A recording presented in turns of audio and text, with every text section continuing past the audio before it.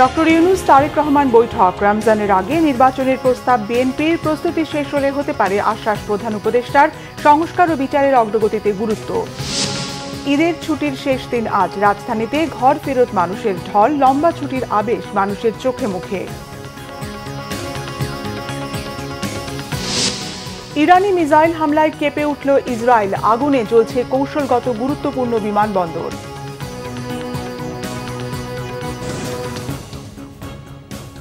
দেখছিলেন crown cement সংবাদ শিরোনাম।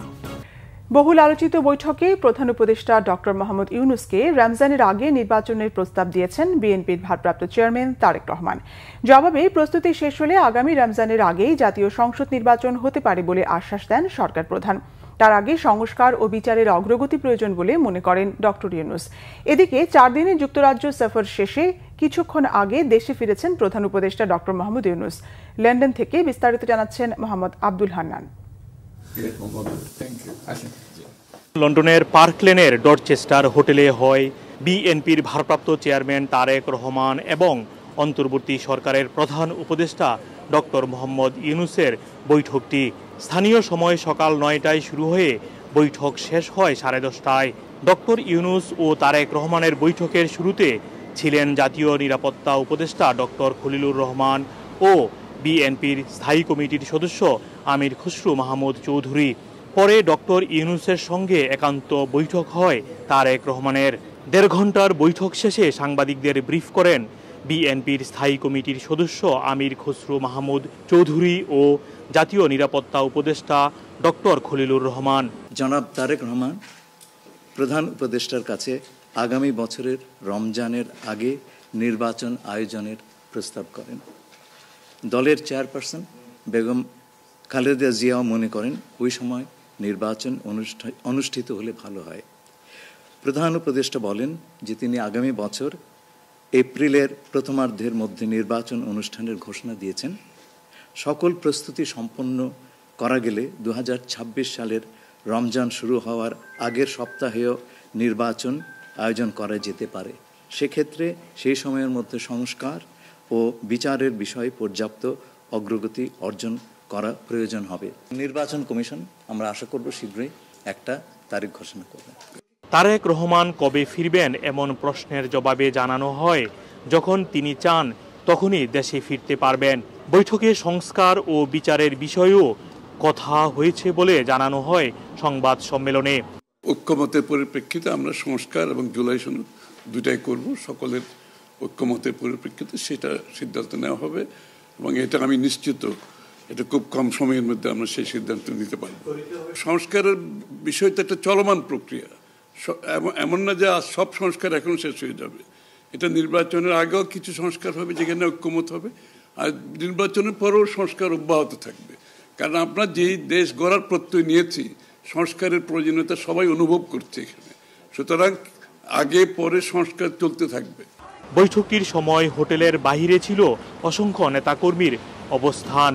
নির্বাচনের পাশাপাশি দেশে গণহত্যাকারীদের বিচারেরও জোর দাবি জানান তারা।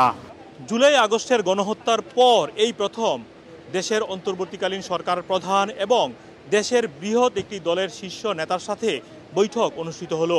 এই বৈঠকটি ফলপ্রসূ হয়েছে বলে মনে করছেন অনেকেই। এছাড়াও হোটেলের সামনে আসা নেতাকর্মীরা আশা প্রকাশ করছেন রমজানের আগেই একটি নির্বাচন অনুষ্ঠিত হবে, এর মাধ্যমে দেশে গণতন্ত্র ফিরে আসবে। মোহাম্মদ আব্দুল হান্নান, বাংলা ভিশন, যুক্তরাজ্য। ঈদের লম্বা ছুটি শেষ হচ্ছে আজ। আগামীকাল রবিবার থেকে সরকারি বেসরকারি সব প্রতিষ্ঠান খোলা, তাই শনিবার সকাল থেকেই রাজধানীতে আসছেন ছুটিতে বাড়িতে যাওয়া অনেকেই। কমলাপুর রেলওয়ে স্টেশনে মানুষের ভিড় ছিল লক্ষণীয়। অনলাইনে টিকিট কেটে গন্তব্যে যাতায়াতের সুবিধায় খুশি যাত্রীরা। শনিবার যথাসময়ে প্রায় প্রতিটি ট্রেন গন্তব্যের উদ্দেশ্যে ছেড়ে গেছে। তবে ঈদ করে ঢাকায় আসা মানুষের পাশাপাশি গ্রামে যাওয়া মানুষের সংখ্যাও ছিল চোখে পড়ার মতো। এদিনও ট্রেনের প্রতিটি বগি ছিল যাত্রীতে ঠাসা। নিরাপত্তা ব্যবস্থা জোরদারে ছিল আইনশৃঙ্খলা বাহিনীর বাড়তি পদক্ষেপ। বাগেরহাটে অব্যাহত ভাঙনের মুখে মোংলা ঘষিয়াখালী নৌ চ্যানেল সংলগ্ন রামপাল উপজেলার রোমজাইপুর সহ অন্তত 4টি গ্রাম। এরই মধ্যে নদী গর্ভে বিলীন হয়েছে নদী তীরবর্তী ওই গ্রামের কয়েকশো ঘরবাড়ি ও 2 কিলোমিটার গ্রামীণ সড়ক। বাগেরহাট প্রতিনিধি মাসুদুল হকের তথ্য, ছবিতে ডেস্ক রিপোর্ট।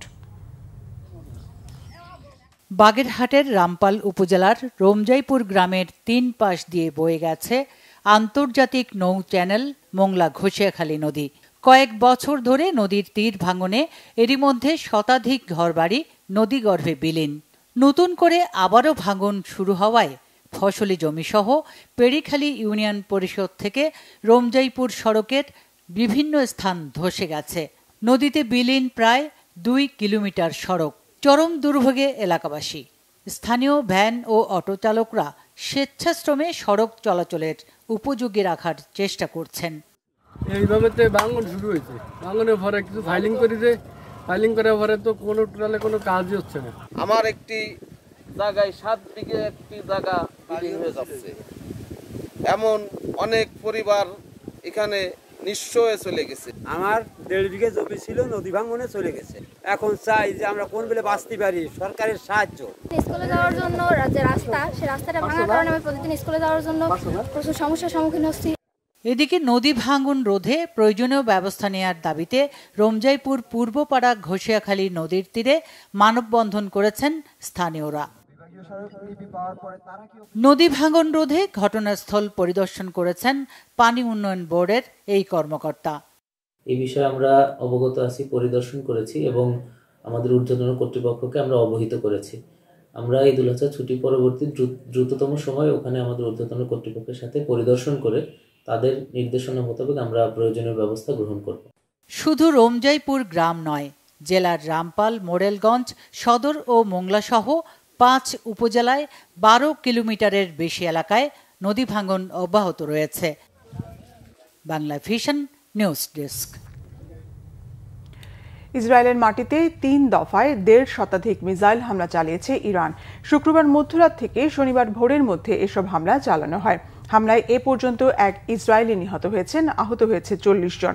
হামলার ভয়ে শুক্রবার রাতে বাংকারে অবস্থান নেন ইসরায়েলের প্রধানমন্ত্রী বেনিয়ামিন নেতানিয়াহু ও দেশটির প্রতিরক্ষা মন্ত্রী ইসরায়েল কাটজ। সেখানে বসেই পুরো পরিস্থিতি পর্যবেক্ষণ করেন তারা। এর আগে ইসরায়েলের হামলায় ইরানে নিহত হয় 78 জন, আহত ছাড়িয়ে গেছে 3 শতাধিক। ইসরায়েলের হামলার মূল লক্ষ্যবস্তু ছিল ইরানের পরমাণু স্থাপনা, ব্যালিস্টিক মিসাইল স্থাপনা, সামরিক ঘাঁটি ও আকাশ প্রতিরক্ষা সিস্টেম। ওসব হামলায় ইরানের রাজধানী তেহরানের মেহেরাবাদ আন্তর্জাতিক বিমানবন্দর সহ বিভিন্ন স্থানে ব্যাপক ক্ষতি হয়। ইরানের মাটিতে ইসরায়েলের হামলার দায় নেয়নি যুক্তরাষ্ট্র, যদিও ইরানকে পরমাণু চুক্তির জন্য চাপ দিচ্ছেন ডোনাল্ড ট্রাম্প। চুক্তি না করলে আরও নৃশংস হামলার হুমকিও দিয়েছেন তিনি। এই ছিল এখনকার মতো। পরের সংবাদ সকাল 11টায়। সাথে থাকায় ধন্যবাদ।